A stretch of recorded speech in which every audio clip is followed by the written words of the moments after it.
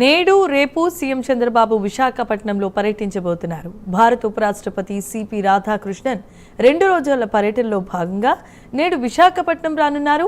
విశాఖలో ఉపరాష్ట్రపతికి చంద్రబాబు స్వాగతం పలకనున్నారు.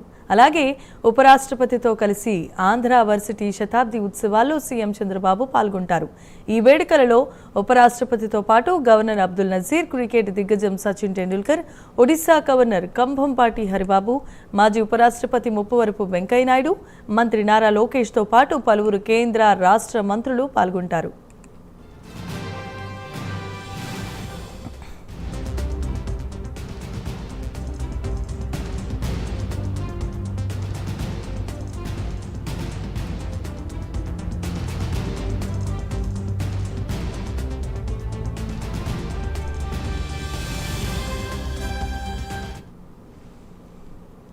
రేపు ప్రపంచ ఐటీ దిగ్గజం గూగుల్ విశాఖపట్నంలో ఏర్పాటు చేయబోతున్న ప్రతిష్టాత్మకమైన ఏఐ డేటా సెంటర్కు సీఎం శంకుస్థాపన చేయనున్నారు.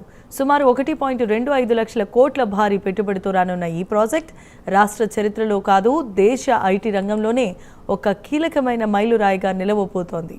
దీనివలన పలు దేశాలతో ఏపీకి నేరుగా డిజిటల్ లింక్స్ ఏర్పడబోతున్నాయి.